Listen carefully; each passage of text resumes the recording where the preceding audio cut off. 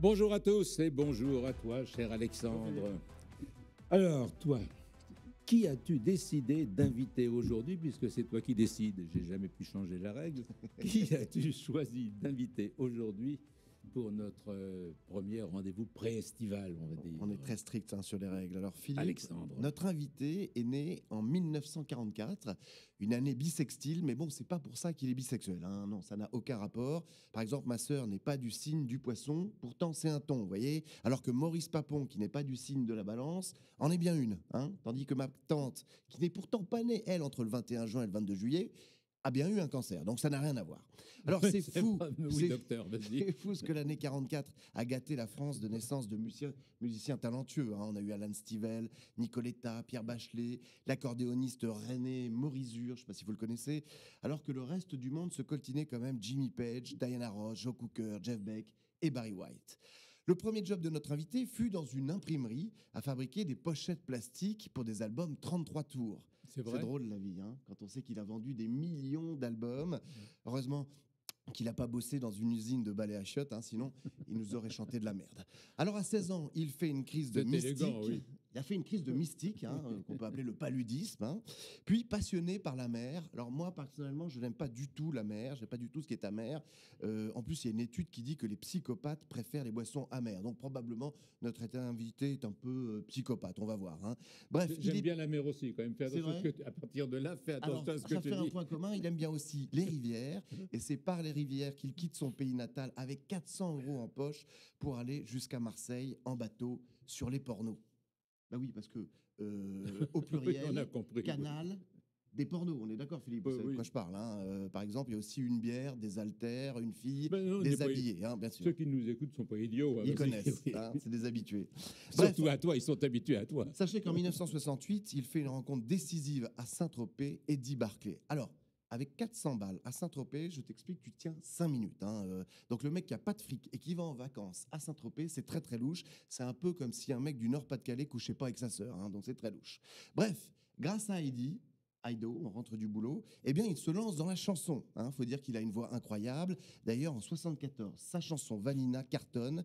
D'ailleurs, l'année d'après, 421 moutards sont appelés Vanina à leur naissance. Hein. Heureusement qu'en 1991, personne n'a eu la même idée avec la Zoubida.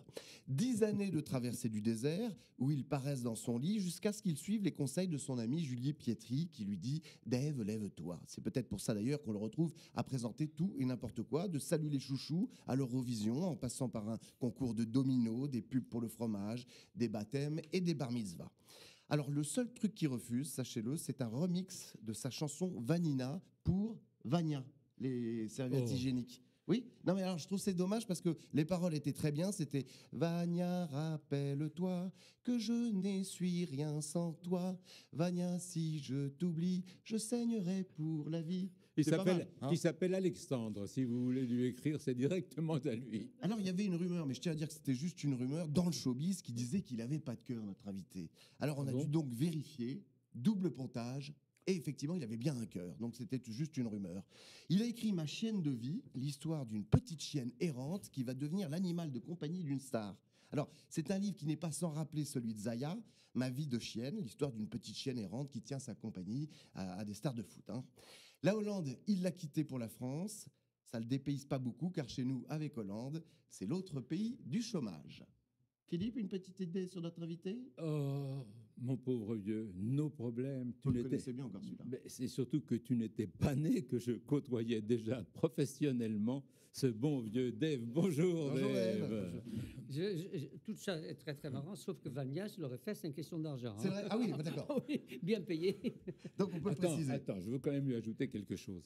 Ce que tu as dit souvent était vrai, en dehors de tes mauvaises blagues, mais ça c'est ta spécialité, on n'y peut rien. On arrondit. Alors, Dave, moi je ne pouvais pas, tu n'avais aucune chance de m'égarer, parce qu'à partir du moment où tu parlais de son arrivée en France et du bateau, eh bien, je suis l'un des rares journalistes de l'époque qui est allé le voir sur le quai. À Saint-Tropez.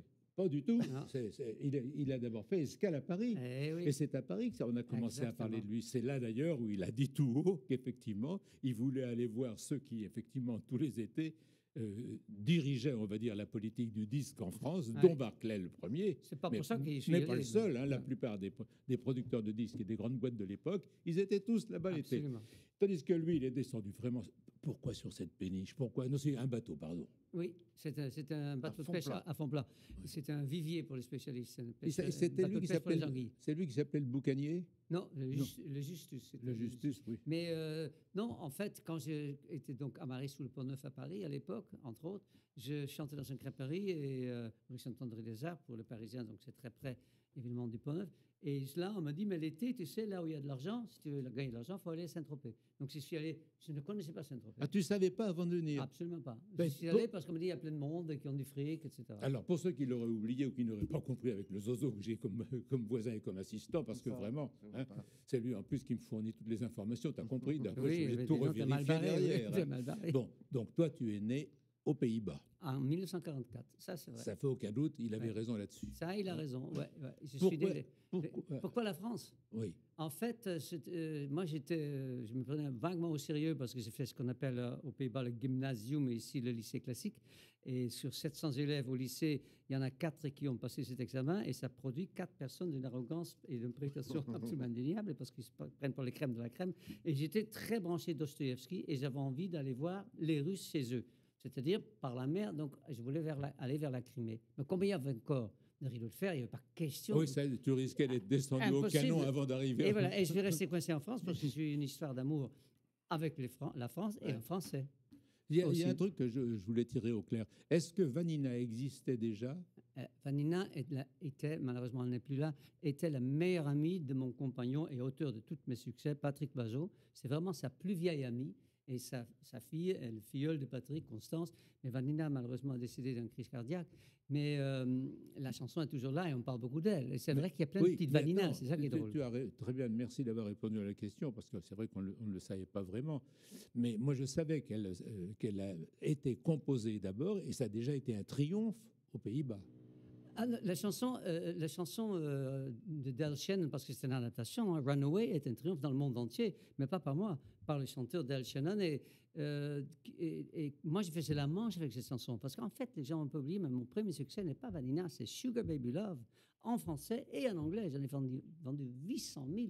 Et c'est très drôle parce que j'avais vendu quasiment autant en anglais qu'en français. Mon directeur artistique de l'époque, Jean-Jacques Chouplet, s'est dit, bon, on va de nouveau faire en français et en anglais. C'était donc Vanina et Runaway, la chanson de Del Shannon. J'ai fait 40 000 en anglais et j'ai fait 1 200 000 à la sortie en français. Oui. Et c'est comme ça que je suis devenu chanteur francophone, malheureusement pour moi, parce qu'en anglais, ça marche Combien quand de même mieux. disques vendus en tout? En tout, en quinzaine de millions. Ouais. Et on a besoin encore de travailler quand on a vendu 15 millions de disques à l'époque où il n'y avait pas Internet, Vous savez- il n'y avait pas de piratage, et donc on gagnait bien sa Alors, vie. je peux vous dire une chose. Aznavour, d'ici arrête de chanter, je meurs. Je meurs, c'est ça. Et Aznavour est de 1924. Il a exactement 20 ans de plus que moi.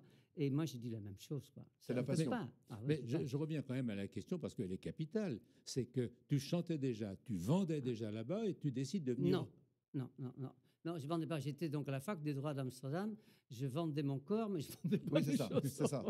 Donc C'est ça, les le 10 corps, on de peut le vendre livres, hein. n'importe où. Mais mais- c'était très mal payé, puis je n'arrivais pas à bander pour l'argent. Donc, quand tu racontes, non, chose sérieuse quand même. Cette face à quelle heure? Parce qu'il y a des choses qu'on ne peut pas dire à Mettez midi. 5 € dans la tirelire. C'est pourquoi tu viens en France? Précisément parce que là-bas, tu pensais que tu n'avais pas d'avenir? Ah non, pas du tout. Je suis juste parti. Je suis de la génération Beat et ça s'écrit avec EA. Oui, Donc, c'est ce sont des gens. parcourir les routes avec une Voilà, guitare. je voulais juste partir pour voir si l'herbe était plus verte ailleurs. Ouais. Ce Mais n'est pas le heureusement cas. pour les Pays-Bas, la plupart de ceux qui sont partis, qui ont pris la route, comme ça, ils sont revenus quand même au pays après. Tandis que toi, tu n'es jamais retourné. Mais parce que Non. l'herbe est en vente libre là-bas. C'est C'est pour pour ça. ça que je disais l'herbe est plus verte ailleurs. mais je l'avais déjà fait, hein, mais bon, Pardon, juste pour je- ceux qui ne sont pas très Voilà. éveillés. Mais c'est vrai que non, les gens partaient à Katmandou, ils partaient, mais c'était avant les hippies. Et tout le monde se souvient des hippies, et peu de gens se souviennent du Beat Generation, Jack Kerouac, On the Road, sur la route, etc. Moi, je suis de ceux-là, c'est-à-dire un peu plus vieux, parce que Oui. les hippies, c'est après. Mais moi, ce qui me fait rêver, c'est quand même qu'aujourd'hui encore, on te retrouve à la télé ou à la radio.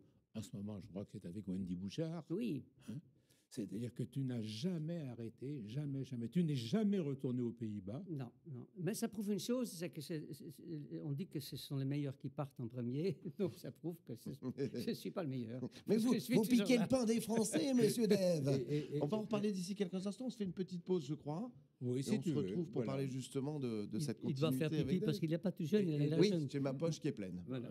On ne fait que, Carrément. pour ceux qui nous regardent, on ne fait que commencer parce que Dave, c'est 100% musique, et je vous rassure, et il en a beaucoup à raconter.